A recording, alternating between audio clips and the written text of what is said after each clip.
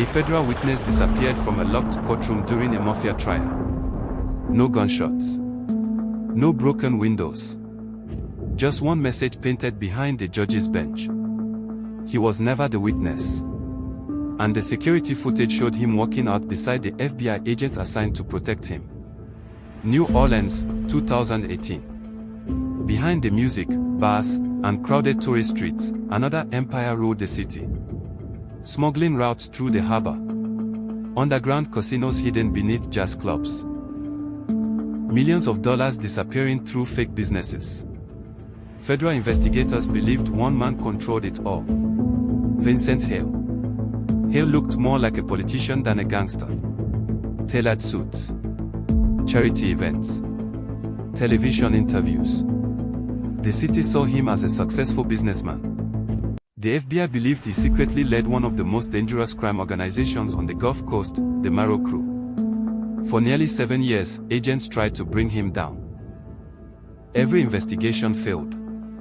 Witnesses disappeared. Raids leaked before they happened. Evidence vanished from secure lockers. Someone inside law enforcement was helping Hale. Nobody knew who. Then one rainy night, a nervous accountant named Elijah Reid walked into a federal building carrying a black notebook wrapped in plastic.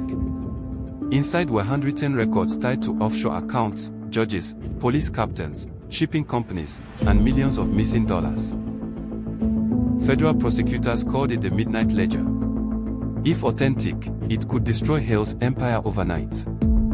The case was assigned to Special Agent Naomi Mercer. Mercer was known for one thing inside the FBI. She never backed down. Cold. Precise. Impossible to intimidate. After interviewing Elijah for hours, Mercer realized something terrifying. The notebook contained information only federal investigators should have known. Which meant the corruption wasn't just local. Someone inside the federal system was compromised too. Mercer immediately placed Elijah into protective custody. Multiple safe houses. Rotating vehicles. No phones. No internet. Only a handful of agents knew where he was staying. But strange things began happening almost immediately. A surveillance vehicle vanished from its route for hours. An evidence room showed signs of tampering. One agent received a photo of his wife standing outside their home. No message attached. Just the picture. The warning was clear. Back away from the case. Mercer refused. Within weeks, federal prosecutors prepared sealed charges against Vincent Hale. The city exploded with rumors. News helicopters circled downtown. Reporters camped outside the courthouse. People called it the biggest organized crime trial in years. But Hale never looked worried. When reporters asked if he feared prison, he smiled and replied, "Truth survives panic." Nobody understood what he meant. Not yet. The hearing began during a violent thunderstorm. Rain slammed against courthouse windows while armed marshals sealed every entrance. Bomb dogs searched the building twice. Snipers watched nearby rooftops. Elijah Reid arrived wearing a gray suit with body armor hidden underneath. He looked exhausted. Agent Mercer escorted him personally into courtroom 4B. The room was packed with reporters, federal attorneys, and security officers. At the defense table sat Vincent Hale. Perfect black suit. Calm expression. Like a man attending a business meeting instead of facing life in prison. The prosecutor stood. "Mr. Reid, can you identify the defendant?" Elijah looked toward Hale. For a split second, his face changed. Not fear. Recognition. Like he had suddenly realized something terrible. "Yes," he whispered. "That's Vincent Hale." The prosecutor lifted the Midnight Ledger. "Can you explain how these records connect the defendant to?" The lights went out instantly. Complete darkness. People screamed. A loud metallic crash echoed through the courtroom. Marshals shouted commands. Everybody stay down. Emergency lights flickered red across the walls. The blackout lasted maybe 15 seconds. When power returned, Elijah Reed was gone. His chair lay overturned beside the witness stand. The courtroom doors were still locked. No broken windows. No damaged exits. Nothing.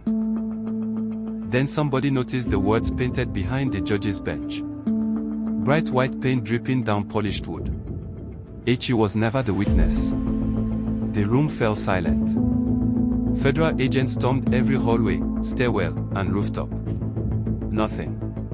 No trace of Elijah Reed. News spread within minutes. Federal witness vanishes during mafia trial. Cable networks interrupted programming. Social media exploded with theories. Kidnapping. Inside job. Corrupt agents. Then the courthouse security team recovered partial camera footage. And everything became worse. During the blackout, emergency lighting briefly activated inside a maintenance corridor. The footage showed Elijah Reed standing calmly beside Agent Naomi Mercer. Not restrained. Not threatened. Calm. Then Mercer handed him a courthouse access badge. Together, they walked through a restricted hallway and disappeared. The timestamp matched the exact moment Elijah vanished. Every federal agent in the room stared at Mercer. She looked genuinely shocked. "That footage is fake," she said quietly. But nobody believed her. Within an hour, the FBI suspended Mercer from duty. Her credentials were seized. Her apartment was searched. Outside the building, reporters surrounded her vehicle screaming questions. "Did you help the witness escape? Were you working for Hale? Was the entire case fabricated?" Mercer stayed silent. But one detail haunted her more than anything else. Right before the blackout, Elijah hadn't looked scared. He looked betrayed. For 3 days Mercer remained under investigation. But she couldn't stop replaying the footage in her mind. Something felt wrong. Then she noticed one tiny detail. The emergency light inside the maintenance corridor activated before the door opened. Someone had already been waiting inside. That meant the disappearance was planned long before the hearing began. Mercer secretly contacted a courthouse maintenance worker she trusted. At first he refused to speak. Then he admitted something strange. 2 nights before the hearing, unknown contractors accessed the courthouse basement claiming to repair electrical systems. The paperwork later disappeared. Mercer broke into the courthouse after midnight and searched the maintenance tunnels herself. Deep underground, she found hidden federal communication equipment behind a sealed wall panel. Not mafia equipment. Government equipment. That changed everything. Someone with federal-level access staged Elijah's disappearance. But why? Then Mercer remembered something Elijah muttered during testimony. The harbor numbers don't match anymore. She traced old shipping records to an abandoned warehouse near the docks. Inside, she found stacks of bunker boxes hidden behind rusted containers. Thousands of surveillance photos. Financial records. Federal reports. Judges. Detectives. Journalists. And FBI agents. Then Mercer found a folder labeled Mercer. Inside were photographs documenting nearly her entire career. Her apartment. Her academic graduation. Her parents' home. One photo stopped her cold. A younger Naomi Mercer standing beside Vincent Hale at a charity fundraiser years earlier. She barely remembered attending it. But written behind the photo were 4 words. Asset successfully positioned. Mercer finally understood. Her entire career had been manipulated. Transfers. Promotions. Assignments. Someone intentionally guided her toward organized crime investigations. Not because she was corrupt. Because she was useful. Then another realization hit even harder. Elijah Reed was never just an accountant. He was intelligence. The Midnight Ledger wasn't real evidence. It was bait. A trap designed to expose corruption inside federal agencies. Suddenly headlights flooded the warehouse windows. vehicles surrounded the building. Federal tactical agents stormed inside. And leading them was Elijah Reed. Alive. Calm. No fear at all. Massa aimed her weapon. "Who are you?" Elijah looked exhausted. "Someone trying to stop a machine that grew bigger than the law." Then he revealed the truth. For years, Vincent Hale secretly operated as a protected federal intelligence asset. Not because he was innocent. Because part of the government used organized crime networks to track international money laundering operations. Certain officials protected Hale's empire in exchange for information. Every investigation was controlled behind the scenes. Every arrest carefully limited. Massa had unknowingly stepped into a hidden war between corrupt officials and the people trying to expose them. The courtroom blackout wasn't a kidnapping. It was an extraction.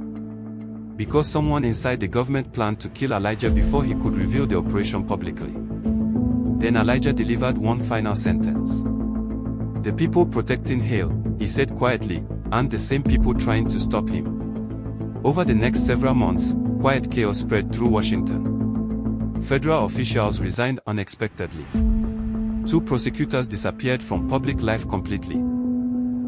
Closed-door investigations began behind heavy security. Officially, the Midnight Ledger was declared fabricated evidence. The public never learned the full story. Vincent Hale vanished before new charges could be filed. Some believed he fled overseas. Others believed intelligence agencies relocated him permanently under a new identity. No arrest was ever made for Elijah Reed's disappearance. As for Naomi Massa, she resigned from the FBI 6 months later. No interviews. No book deals. No explanation. She simply vanished from public view. But one detail still terrifies conspiracy forums years later.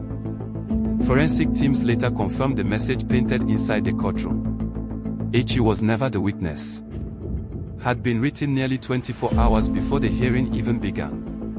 Meaning whoever planned the disappearance already knew exactly how everything would unfold. Long before anyone entered that courtroom. And somewhere in the United States, the real Midnight Ledger may still exist.